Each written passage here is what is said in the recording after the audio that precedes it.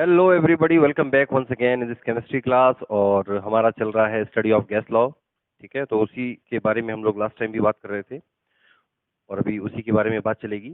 तो एक लॉ हम पढ़ चुके हैं फिलहाल, कौन सा? Boys law. उससे पहले कुछ बेसिक चीजें थी चैप्टर में जो मैंने कहा था जानना जरूरी है, काफी सारी चीजें थी उसमें ऐसी, वो भी पढ़ ली। उनसे भी क्वेश्चन आ सकते हैं। बता चुका हूँ कि क्वेश्चन कहीं से भी पूछा जा सकता है। हो सकता है बहुत ही छोटा क्वेश्चन आ जाए और या हो सकता है कुछ थोड़ा ढंग का भी क्वेश्चन आ जाए। तो क्वेश्चन कैसे भी आ सकते हैं, आपका फंडामेंटल्स क्लियर होने चाहिए, कॉन्सेप्ट पूरा क्लियर होना चाहिए। ठीक है, तो लास्ट टाइम हम लोगों ने पढ़ा है बॉयल्स लॉ। बॉयल्स लॉ क्या कहता है? लास्ट टाइम क्या क्या बातें हुई थी? देखो, बॉयल्स लॉ में सबसे पहली बात कांस्टेंट क्या है। मैंने तुमको बताया था कि देखो ये चार चीजें होती हैं: प्रेशर, वॉल्यूम, टेम्परेचर और एक मान लो मास। यहां पर जितने भी क्वेश्चन होंगे उनमें सब में मास तो कांस्टेंट हमेशा रहेगा। ठीक है ना, मास तो कांस्टेंट रहेगा। बाकी इन तीन चीजों में से कोई एक चीज कांस्टेंट की जाएगी और बाकी दो जो चीजें बचेंगी उन दो के बीच में रिलेशन होगा। ठीक है, जितने भी लॉ पढ़ोगे मास हमेशा कांस्टेंट रहने वाला है। तो बॉयल्स लॉ में आपको पता है कि टेम्परेचर हमारा कांस्टेंट था कि नहीं था? टेम्परेचर कांस्टेंट है। टेम्परेचर कांस्टेंट है तो रिलेशन किन दोनों के बीच में बना? प्रेशर और वॉल्यूम के बीच में। अब खुद सोचो, प्रेशर और वॉल्यूम के बीच में क्या क्या रिलेशन है? भैया जो वॉल्यूम होता है वो डायरेक्टली प्रोपोर्शनल है या इनवर्सली प्रोपोर्शनल है? तो जाहिर सी बात है इनवर्सली प्रोपोर्शनल है, क्योंकि प्रेशर बढ़ाओगे तो वॉल्यूम कम हो जाता है, पार्टिकल पास आ जाते हैं। तो इनवर्सली प्रोपोर्शनल है प्रेशर के। और इसके बाद हमारा जो फाइनल जो फॉर्मूला बनकर आया था वो था P1V1 बराबर P2 V2। इस तरह से भी लिख सकते थे इसको, या ऐसे भी लिख सकते हो P1 अपॉन P2 बराबर V1 अपॉन V2।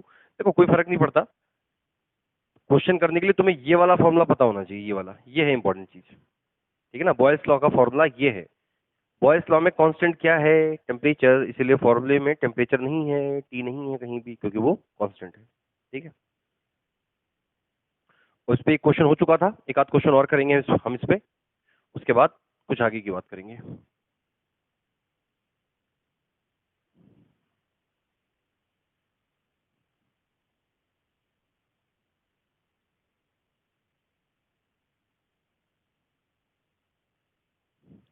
ठीक है, चलो एक क्वेश्चन लिखते हैं। यही समस्या है कि क्वेश्चन इसमें लिखना पड़ेगा, फिर उसके बाद उसे सॉल्व करना पड़ेगा। अब मैं बोलूंगा तो तुम लोगों को समझ में नहीं आएगा सही से, तो लिखना ही पड़ेगा। लिखा है the volume of a gas was found, the volume of a gas was found to be 561 centimeter cube when pressure was when pressure was 600 mercury. If pressure if pressure is decreased if pressure is decreased by 25%, find the new volume. ठीक है, अब क्योंकि यहां पर तो हमें already पता है कि ये बॉयल्स लॉ के ऊपर ही होने वाला है, क्योंकि हम बॉयल्स लॉ ही पढ़ रहे हैं, तो जाहिर सी बात है न्यूमेरिकल उसी के ऊपर है। लेकिन जब एग्जाम में आएगा तो सबसे आपको पहचानना पड़ेगा कि कौन से लॉ के ऊपर बेस्ड ये क्वेश्चन है। ठीक है ना, क्योंकि बॉयल्स लॉ भी है, इसके बाद चार्ल्स लॉ भी आएगा, फिर गैसिफिकेशन भी आएगी, अवोगाद्रो लॉ भी होता है, और गे लुसाक का भी लॉ है। तो काफी सारे लॉ हैं, लेकिन बॉयल और चार्ल्स से क्वेश्चन पूछे जाने की संभावना ज्यादा है। ठीक है ना, तो हम उसी की बात करेंगे। मेन क्वेश्चन क्या है, देखो, the volume of a gas was found to be 561 centimetre cube. Volume जो है वो 561 सेंटीमीटर क्यूब देखा गया है। When pressure was 6। तो देखो, जब प्रेशर कितना है, क्वेश्चन में पहला बोल रहा है P1, पहला प्रेशर दे रखा है P1 दे रखा है 600 मर्क्यूरी। ठीक, जब प्रेशर इतना है तो वॉल्यूम कितना है? तो यहां पर पहला वाला वॉल्यूम क्या दिया है? V1। वॉल्यूम दिया है 561 सेंटीमीटर क्यूब। क्लियर? जब प्रेशर इतना है। इसके बाद बोल रहा है इफ प्रेशर इज डिक्रीज। अब क्या बोल रहा है? प्रेशर डिक्रीज किया गया है। If pressure is decrease bye 25%। पहले प्रेशर कितना है? 600। अब 25% डिक्रीज किया गया है, तो यानी कि नया प्रेशर क्या होगा? P2 क्या होगा? यही समझना है कि 25% कम किया गया है। तो अब परसेंटेज वगैरह निकालनी तुमको आती होगी, मेरा अपना तरीका है। अब जैसे 600 है तो इसका 25% अगर इसमें कम हुआ है तो इसका 10% होता है 60 और 5% हो जाएगा इसका 30, यानी कि 120, यानी कि 150। 150 माइनस कर दो तो 600 में से 150 गए तो 450। देखो ये अपने अपने फंडे हैं, कोई भी कैसे भी कर सकता है, ये मैथ की चीज़ है, इसमें कोई ज़रूरी नहीं है। मेरा परसेंटेज निकालने का तरीका ये है, मैं थोड़ा इस तरह से निकालता हूँ, 1% 10% लेके चीज़ों का। ठीक है, तो आप 600 पहले था, 25% डिक्रीज हुआ है, कम हुआ है, यानी कि नया जो है वो 450 mmHg। मैंने ये भी कहा था कि यूनिट सारी सेम होनी चाहिए, यूनिट नहीं बदलनी है।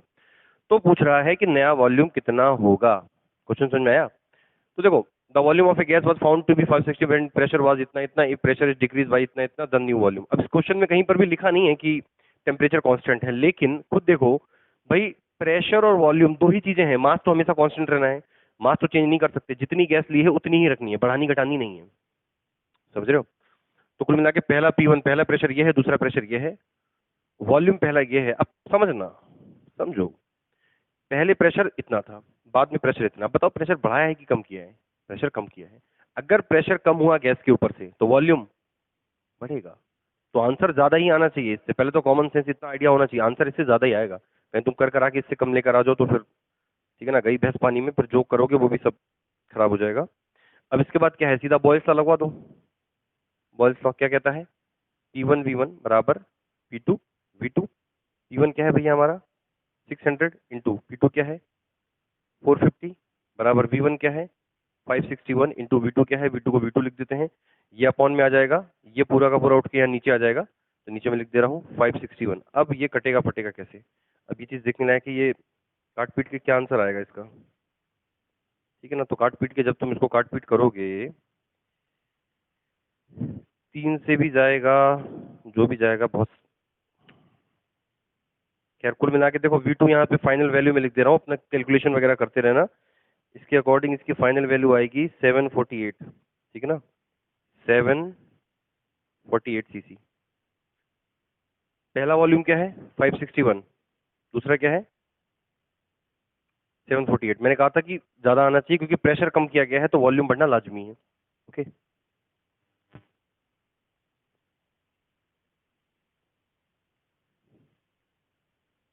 ठीक है, तो ये पहला क्वेश्चन था हमारा जो बॉयल्स लॉ के ऊपर है।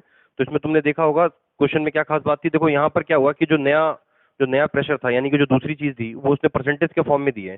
तो इस क्वेश्चन को करने के लिए आपको पहली बात तो ये समझ होनी चाहिए लॉ की, बॉयल्स लॉ पता होना चाहिए। परसेंटेज चेंज हो रहा है तो वो कैसे हो रहा है, उसमें क्या आएगा, तो वो चीज भी पता होनी चाहिए। जनरली ये चीजें बहुत छोटी हैं, लेकिन कई बार स्टूडेंट को ये बात भी नहीं पता होती है, मैंने देखा है, इसलिए बता रहा हूँ कि ऐसे ही होगा। ठीक है, और बाकी ये है कि इन सारे कॉन्सेप्ट्स को लेके आपके फंडामेंटल इतने क्लियर होने चाहिए कि वॉल्यूम और प्रेशर टेम्परेचर, देखो दो ही बातें मेन मेन है। गैस के वॉल्यूम को दो चीजें हैं मेनली जो चेंज करती हैं। समझ रहे हो ना, गैस जैसे मान लो कोई भी गैस है, उसका वॉल्यूम कि वो कितनी जगह घेरने वाली है, कितना स्पेस ऑक्यूपाई करेगी, ये मेनली दो ही बातों पे निर्भर करता है। और भी फैक्टर हो सकते हैं, लेकिन दो फैक्टर हैं जो सबसे कॉमन है, प्रेशर और टेम्परेचर। ठीक, प्रेशर का क्या खेल है, अगर आप प्रेशर इंक्रीज करोगे बढ़ाओगे तो वॉल्यूम हमेशा डिक्रीज होगा। भाई किसी चीज के ऊपर प्रेशर लगा रहे हो, पार्टिकल पास में आ रहे हैं तो जगह कम घेरेंगे, हैं जी, ऐसे ही होगा। और दूसरा है टेम्परेचर, अगर आप टेम्परेचर बढ़ाओगे तो कुछ सोचो, टेम्परेचर बढ़ा, पार्टिकल्स की एनर्जी बढ़ी, हर पार्टिकल की एनर्जी बढ़ी, तो वो ज्यादा दूर तक जाएंगे, एक्सपेंड करेंगे, तो बिल्कुल वही होगा, एक्सपेंशन उसमें होने वाला है, तो यानी यहाँ पर वॉल्यूम बढ़ेगा। तो टेम्परेचर के साथ टेम्परेचर बढ़ा तो वॉल्यूम बढ़ेगा, लेकिन अगर प्रेशर बढ़ा तो वॉल्यूम कम होगा। बस यही कॉमन सेंस पता होना चाहिए, ज्यादातर क्वेश्चन इस चैप्टर के ऐसे ही सॉल्व हो जाते हैं।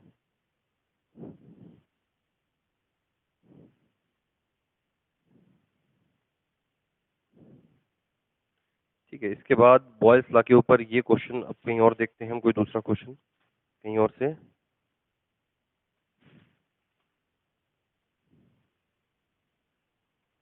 देखो क्वेश्चन क्या है,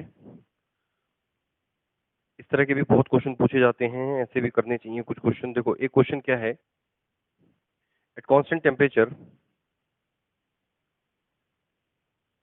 एट कांस्टेंट टेम्परेचर, ये पढ़ते ही समझ में आ जाना चाहिए कि ये कौन सा लॉ है, बॉयल्स लॉ के ऊपर क्वेश्चन है। At constant temperature the pressure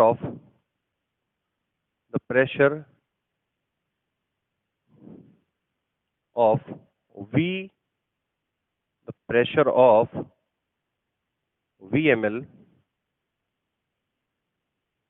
of a dry gas, pressure of VmL of a dry gas was increased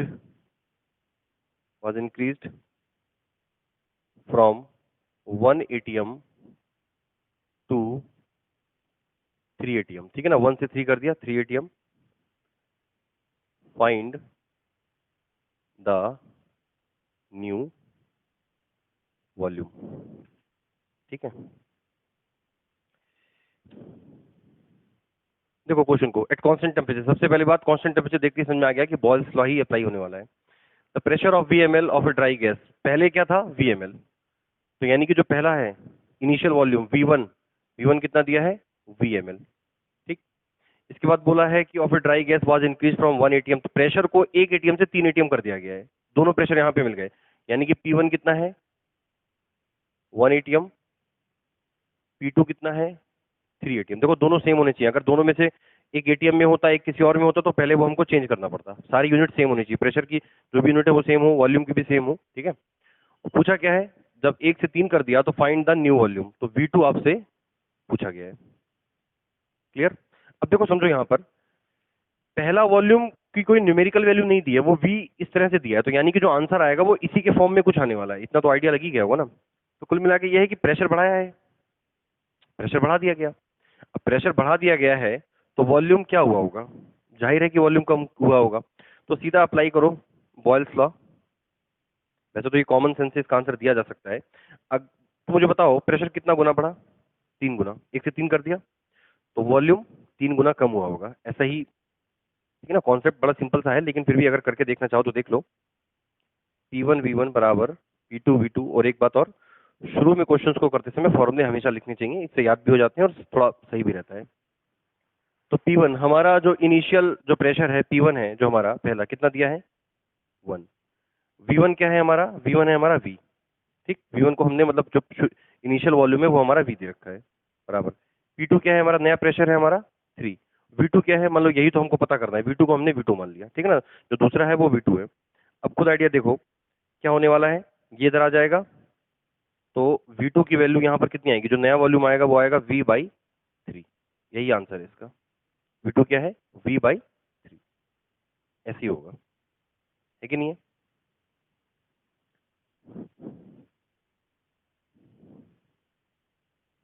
ठीक है, तो इसी तरह से इसका आंसर आएगा। और मैंने पहले ही कहा था कि देखो कॉमन सेंस वाली बात है, प्रेशर को 3 गुना बढ़ा दिया गया और सीधा सीधा कॉन्सेप्ट क्या है भाई, इनवर्सली प्रोपोर्शनल है। प्रेशर जितना बढ़ेगा वॉल्यूम उतना कम होगा, वॉल्यूम जितना बढ़ रहा है प्रेशर उतना कम होगा, ये दोनों एक दूसरे के जस्ट इनवर्सली प्रोपोर्शनल है और इसी तरह से ये दोनों काम करते हैं। क्लियर,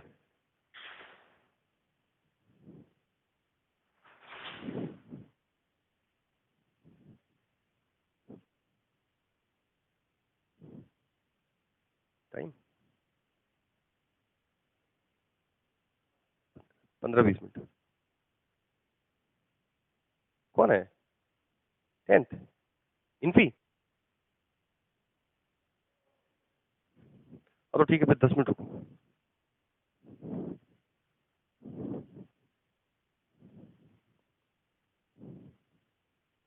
ठीक है, तो एक ये क्वेश्चन था।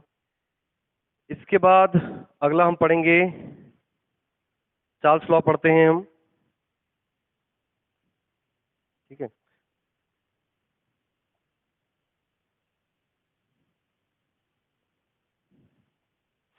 ठीक, तो नया जो लॉ है उसको पढ़ते हैं, बाद में इसके ऊपर भी कुछ क्वेश्चन कर लेंगे, तो हमारा चैप्टर फिनिश हो जाएगा।